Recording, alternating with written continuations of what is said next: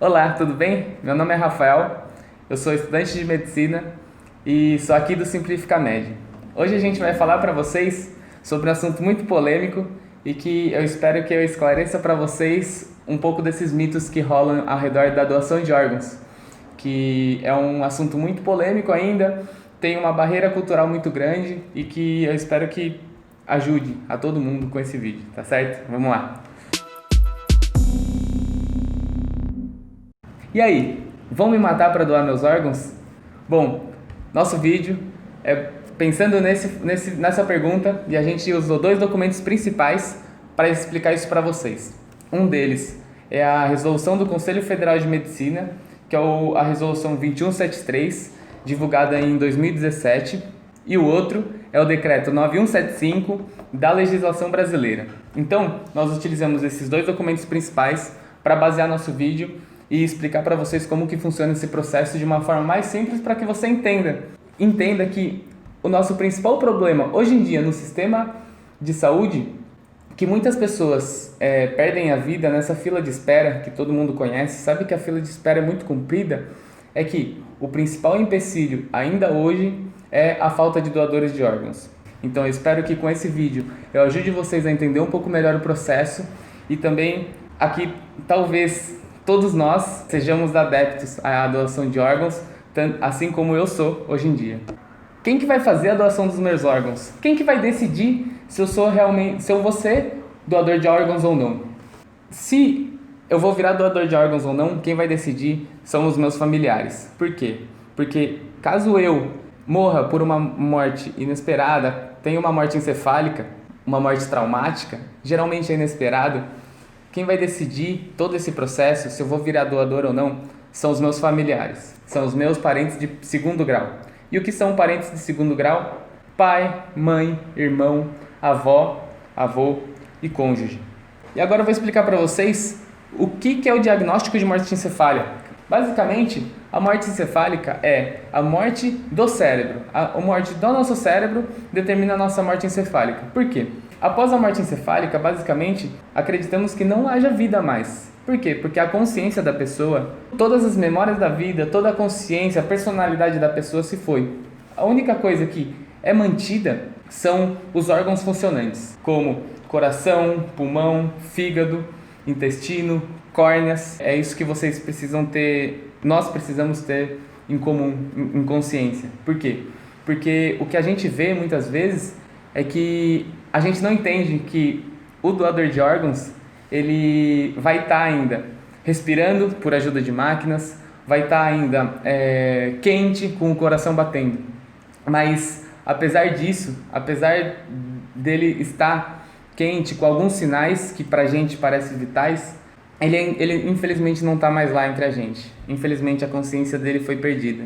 Quem é que vai determinar a declaração de morte encefálica? A nossa legislação e a resolução do Conselho são muito claras, são muito transparentes em relação a isso, para não haver nenhuma dúvida, para não haver nenhuma possibilidade de falha nesse processo. Então vou explicar para vocês. Basicamente, o diagnóstico é feito por dois profissionais médicos bem treinados e capacitados para esse processo, e o diagnóstico clínico deles, que é basicamente o exame, analisar a pessoa, fazer todo o exame no possível doador, eles fazem esse exame completo, fazendo o checklist de diversos parâmetros já pré-determinados. Entre esses exames, tem um tempo pré-determinado para cada idade do possível doador. Por quê? Porque não pode haver nenhuma falha nesses dois processos. Então, para diminuir ainda mais o risco, eles determinam um tempo específico para, caso a pessoa não demonstre um sinal vital em um momento, ele também não possa demonstrar em outro. Além disso, nós temos dois exames complementares que necessariamente devem ser feitos. O primeiro exame é o teste da apneia. Me explica em vocabulário mais simples. O teste da apneia basicamente essa pessoa consegue respirar sozinha? Necessariamente uma pessoa que vai ser realizada um diagnóstico de morte encefálica não pode respirar sozinha. Ela realmente tem que ter uma morte do cérebro que não seja responsivo à falta de oxigênio. Para a gente sobreviver, a gente tem que respirar. E não é uma coisa que a gente faz conscientemente, a gente não consegue fingir parar de respirar. A gente realmente respira espontaneamente, se faltar a gente não consegue parar isso. Então é um exame que necessariamente tem que ser feito. Além disso, nós temos um exame que deve ser feito. Temos várias opções. Um deles é um teste de perfusão, que é basicamente um teste para ver se está chegando sangue no nosso cérebro. E o que isso vai determinar? Para ter vida, tem que ter oxigênio, tem que ter energia sendo gerada. Se não chega oxigênio, ali não vai ter vida. Então, esse é um teste que a gente chama de perfusão, que é a chegada de sangue no cérebro, que pode ser um dos exames complementares. Um segundo exame que a gente pode realizar é o exame de atividade elétrica. Por quê? Como é que funciona isso? Bom, vamos lá. Em um vocabulário simples. Nosso cérebro se comunica com o resto do corpo e também com o nosso próprio pensamento, quando nós estamos vivos, em sinais elétricos. Esses sinais elétricos conectam as partes do cérebro entre elas e nosso cérebro a nosso próprio corpo. Se o nosso cérebro só se conecta entre ele mesmo e com o nosso próprio corpo por impulsos elétricos, nós conseguimos medir se a pessoa está em morte encefálica ou não, se ela tem atividade desses impulsos elétricos característicos de vida. Se nós não tivermos esses impulsos elétricos característicos de vida, que todo mundo tem a todo momento, significa que nós estamos em morte encefálica. E o terceiro possível exame que nós podemos realizar é um exame de metabolismo. O que é o metabolismo? De novo, mais uma vez, geração de energia. A gente determina esse metabolismo com a chegada de comida para nossas células, nas células do nosso cérebro. Como é que funciona? A gente determina se chega glicose, se chega um substrato, alguma coisa para que a célula coma. Se a gente não comer, a gente morre.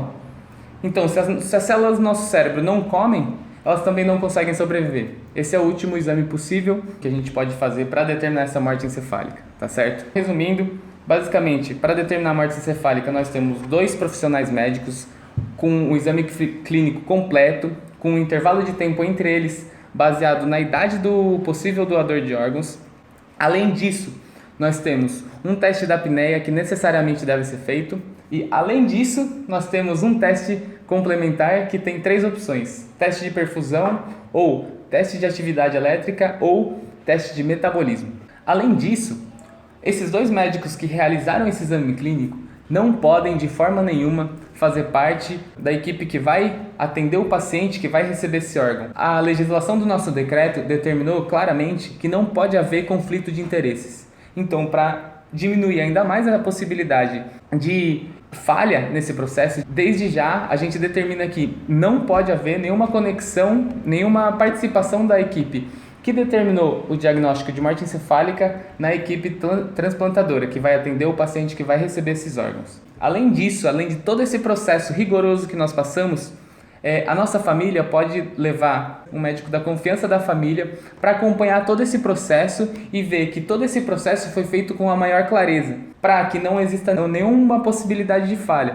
Então, isso demonstra ainda mais clareza no nosso processo de doação, demonstra mais transparência e define que ninguém vai matar ninguém para doar órgãos para outra pessoa. E para quem vão esses órgãos? A nossa legislação já determinou que apenas o órgão público, que é o SUS, o Sistema Único de Saúde, vai determinar quem vai receber esses órgãos. Por quê? Porque com isso nós eliminamos ainda outra possibilidade de comércio de órgãos. Por quê? Porque no Brasil é determinantemente proibido comércio de órgãos. O que você tem que entender é que esses órgãos vão ser doados para pessoas que estão muito perto da morte. O receptor, a fila de espera para receber os órgãos é muito longa e muitas pessoas perdem a vida nesse processo. Não só pessoas ricas, não só pessoas negras, não só pessoas pobres, não só pessoas heterossexuais que perdem a vida nesse processo. Todo mundo lá nessa fila é igual, independente de raça, cor, sexo, escolha política. Lá todo mundo é igual e a fila é determinada basicamente com o diagnóstico de gravidade da doença que a pessoa tem. Então, quanto mais próximo da morte ela tiver, mais possibilidade ela tem de receber o órgão. Outra coisa que todo mundo tem que entender é que a desistência no processo pode ser realizada em qualquer momento. Já aconteceu, no nosso caso, da equipe toda estar pronta para fazer a captação dos órgãos de um paciente. A família pegou, determinou, infelizmente eu não quero mais, me arrependi, cancelar toda a cirurgia sem problema nenhum. É uma escolha própria, você pode sim desistir desse processo. Por fim, uma questão que muitas vezes chegam a gente, é uma questão muito simples, mas muito honesta, que já me perguntaram: bom, após a doação de órgãos, pode ter velório desse paciente?